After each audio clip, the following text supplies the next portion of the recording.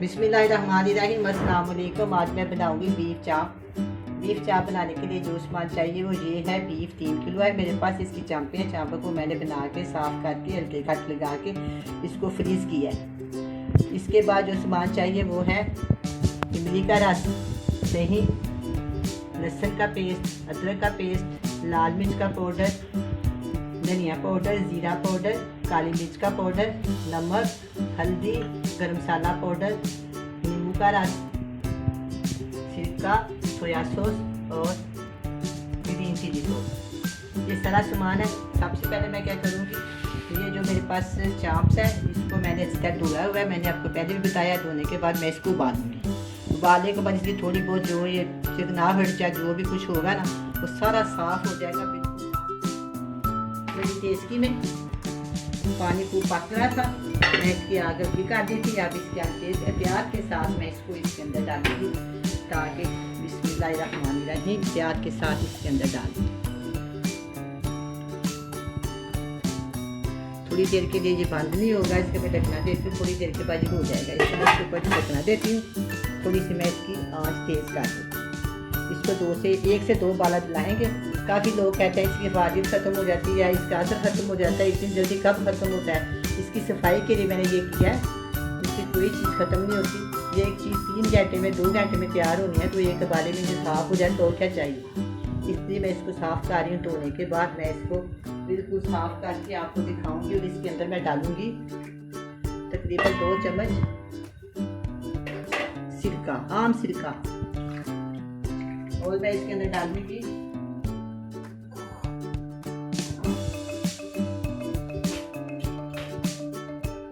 2 tablespoon बाल के मैं इसके अंदर नमक डाल दूँगी ताकि ये अच्छी तरह उबल जाए। अच्छा, ये भी मैंने डाल दिया।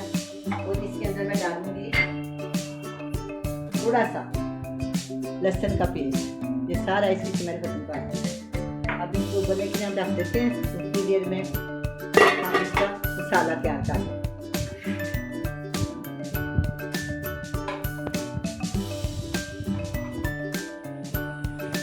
ये मैंने एक बड़ा बाउल ले लिया। इसके अंदर मैं डालूंगी दही। 1 पाव के करीब मैं इसके अंदर दही डाल दूंगी। अगर ज़्यादा पतला हो जाए ना तो फिर वो बहुत मसला बन जाता है, इसलिए मैं इसके अंदर इतना ही डालूंगी।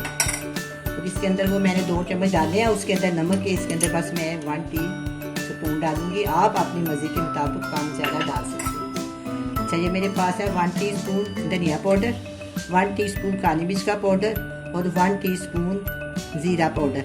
इसको मैंने रोस्ट किया हुआ है। रोस्ट करने के बाद मैंने इसका पाउडर बनाया। इससे इसका टेस्ट बहुत अच्छा हो जाता है। और 1/4 टीस्पून मैंने हल्दी डाली है। ये एक ऑप्शन है, डालना चाहे तो डालें, इससे थोड़ी रंगत बन जाती है। अब इसके अंदर मैं डालूंगी बारके, फुल बारके ना इसके अंदर डालेंगे हम 3 चम्मच।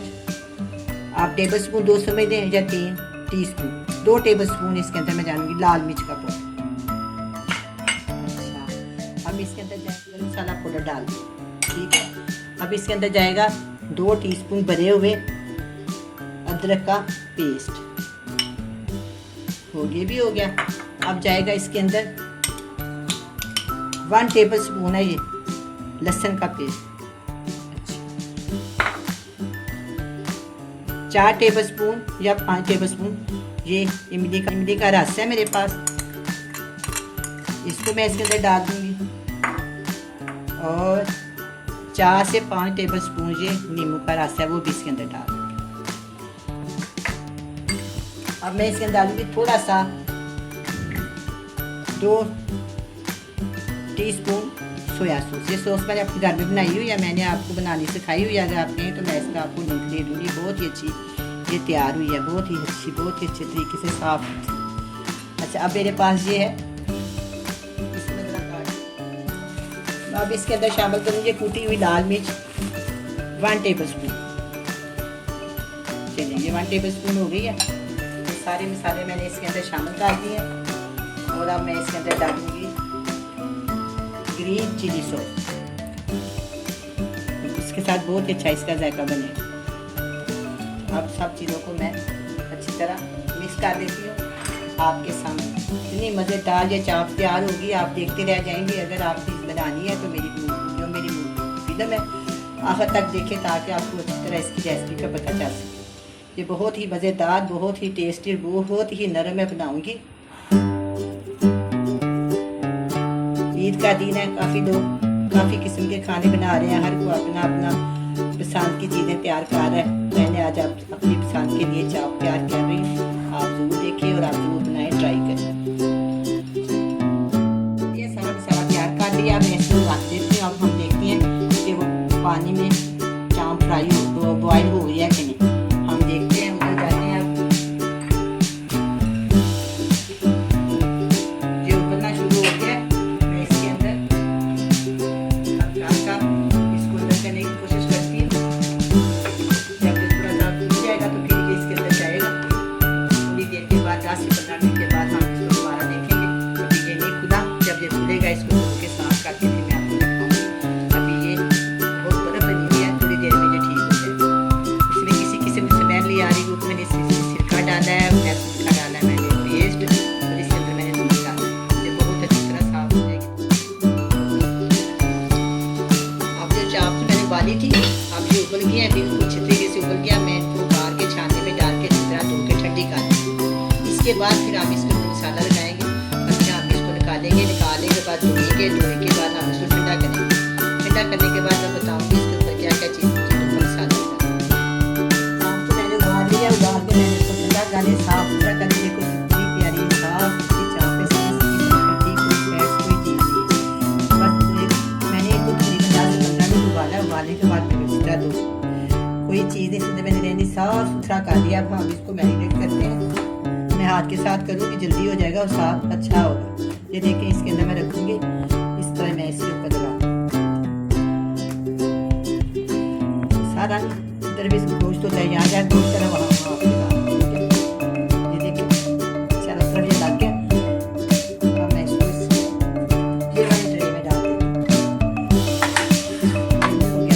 ये देखिए आप, मैंने इसकी हड्डी तक धो दी है, साफ शफाफ कर दिया। देखिए अंदर बाहर इसकी हड्डी नजर आ रही है साफ सुथरी। इसी तरह आप साफ सुथरा करें। अगर इसमें सफाई में फर्क हो तो जायका नहीं आता।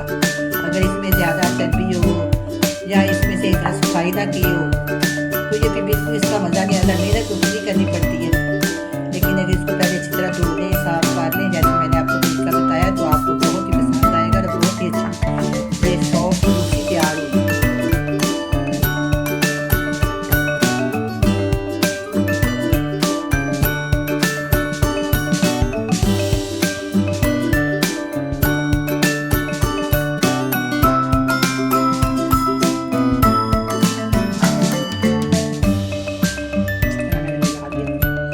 बच जाएगा वो मैं इसके ऊपर ही डाल।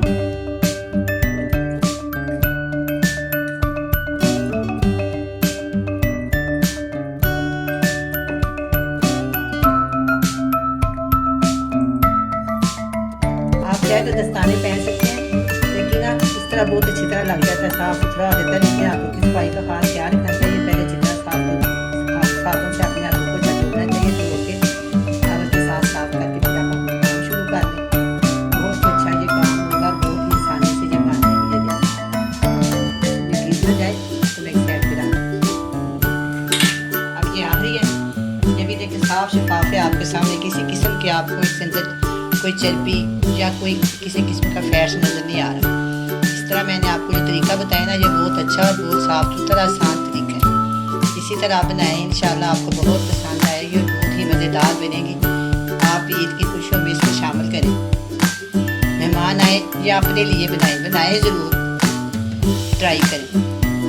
ये सारी मैंने मसाला लगा दिया। अब मैं किसी प्लास्टिक के डब्बे में डाल के इसको 24 घंटे के लिए फ्रिज में रखूँगी। फ्रीजर में 24 घंटे के बाद हम इसको स्टीम देंगे।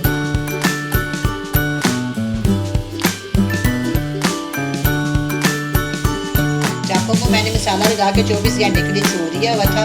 अब मैं इसको स्टीम देने के लिए चूल्हे के ऊपर रख दी। सबसे पहले मैं क्या करूँगी, प्रेशर कुकर में पानी डालना है। पानी इतना डालें कि जो ये चीज़ है ना छाननी से नीचे रहे। मैं इसके अंदर रख दूँगी। अब मैं इसके अंदर इसको जो चाप में मैंने मसाला लगाया हुआ है ना, इसके अंदर जो बिस्मिल्लाहिर्रहमानिर्रहीम। अगर ये बर्तन छोटा हुआ तो फिर मैं एक आधी बचा दूँगी बर्तन साथ।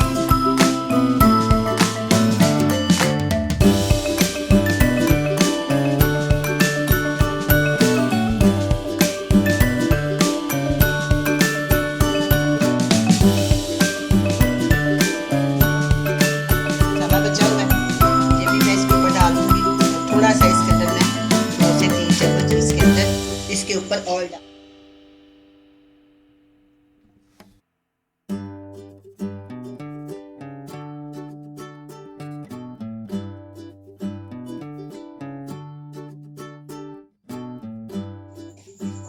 अब मैं क्या करूँगी, इस प्रेशर कुकर को बड़ी एहतियात से बंद करूँगी क्योंकि काफ़ी ज़्यादा जो भरा हुआ है।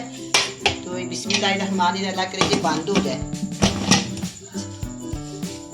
चलिए इसको मैंने बंद किया। अब मैं इसको ना हम इसको 1 घंटा स्टीम देंगे। इसके बाद हम इसको चेक करेंगे, इंशाल्लाह 1 घंटे के बाद ये गल जाएगा प्रेशर कुकर में। अगर आप किसी पतीले में दें फिर वह 2 से 3 घंटे भी लग सकते हैं। प्रेशर कुकर में 1 घंटा काफ़ी। घंटा हो गया। अब मैं इसको चेक करूँगी।